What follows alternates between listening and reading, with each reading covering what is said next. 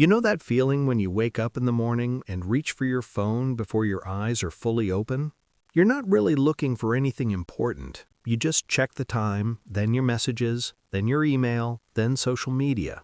And within a few minutes, your mind already feels full. Someone got promoted. Someone is traveling. Someone your age just bought a house. You put the phone down and stare at the ceiling for a second. It looks like you're just scrolling, but something deeper is happening.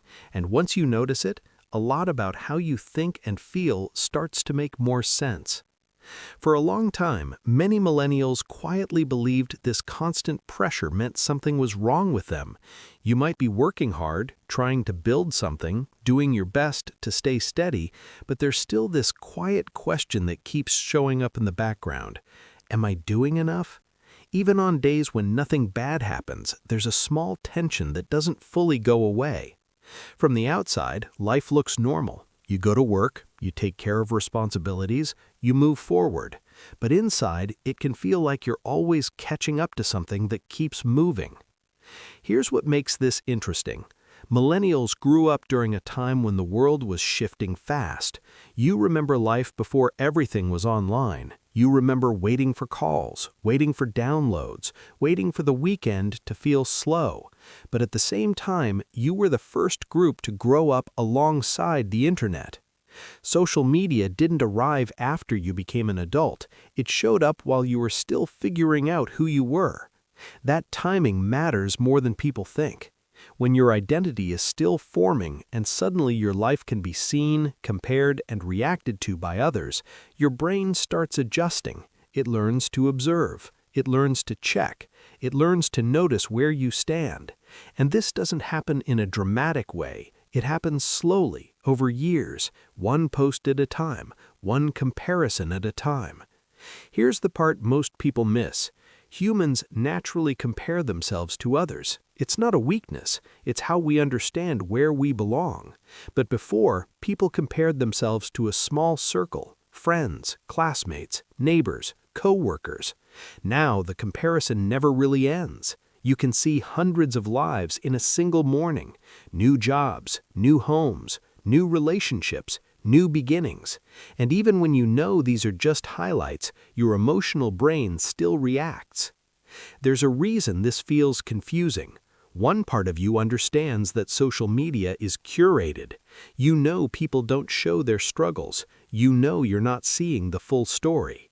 But another part of your mind still absorbs what it sees. It notices progress. It notices movement. And it quietly asks, where am I in all of this? That question doesn't always come as a loud thought. Sometimes it's just a small drop in your chest, a moment of doubt you can't fully explain. At the same time, many millennials stepped into adulthood during uncertain years. Jobs changed quickly, prices kept rising. Stability didn't always look the way it was described when you were younger. You were told to follow your dreams. You were told to find purpose, but you were also thinking about security, about survival, about making sure things didn't fall apart. So your mind learned to hold two ideas at once.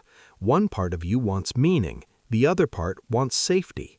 One part wants to enjoy life, the other part wants to prepare. This is where it gets interesting. When the future feels unclear, the brain becomes more alert. It starts thinking ahead, planning, watching for signs. Even during quiet moments, a part of your mind stays active just in case something changes. That quiet tension you sometimes feel doesn't mean you're doing life wrong. It means your brain learned to stay ready.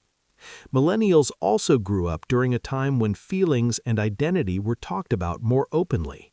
You were encouraged to express yourself, to reflect, to think about happiness and purpose.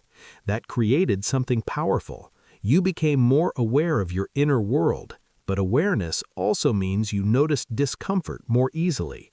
You ask deeper questions. You think about whether your life feels right, not just whether it looks right. Previous generations often asked, is this stable? Millennials often ask, is this meaningful? And that small shift changes everything, because meaning is harder to measure. It's something you feel your way through, something you question, something you search for. And when you care deeply about meaning, ordinary dissatisfaction can feel louder.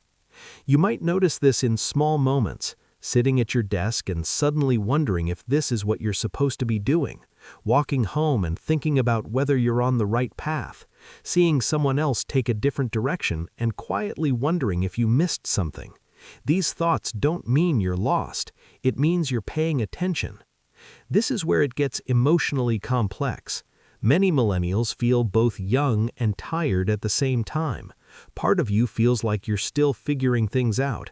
Another part feels like you've been carrying responsibility for a long time. You had more choices than generations before you, more paths, more possibilities. And while that sounds freeing, it can also feel heavy. When there are many options, every decision can feel important. If something doesn't work out, it can feel personal, like maybe you chose wrong, even when the world itself is unpredictable. That kind of pressure doesn't always show up loudly. Sometimes it's just a quiet thought that follows you through the day, a sense that every step matters more than it should.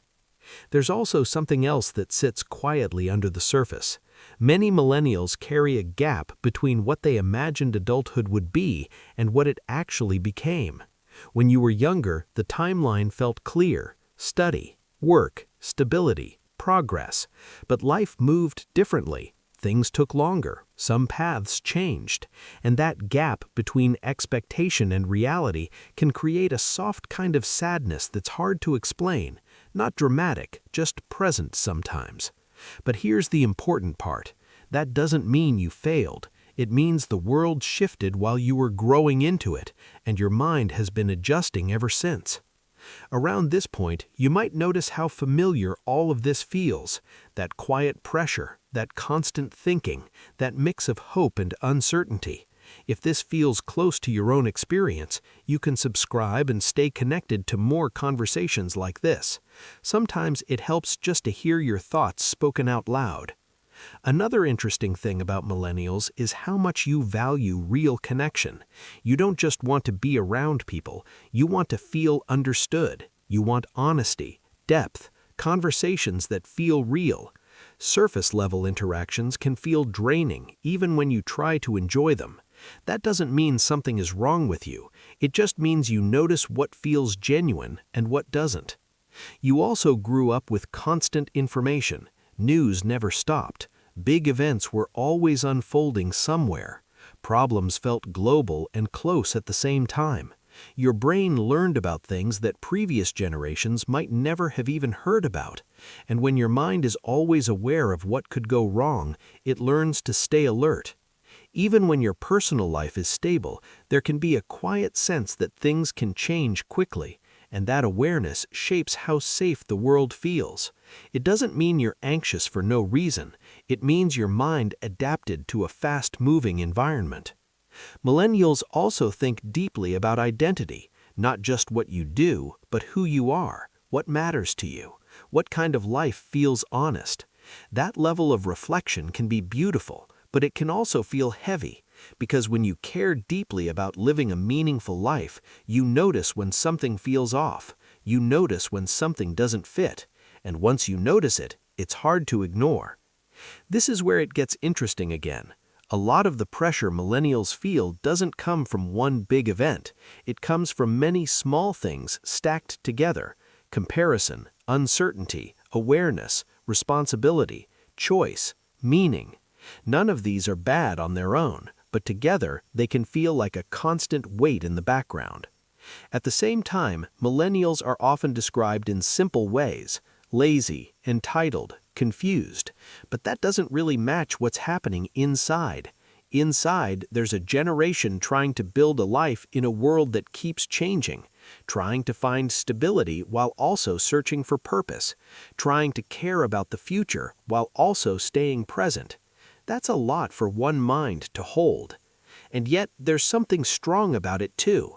You learned flexibility. You learned how to adjust. You learned how to question things instead of just accepting them. You learned to care about mental health, about meaning, about emotional honesty.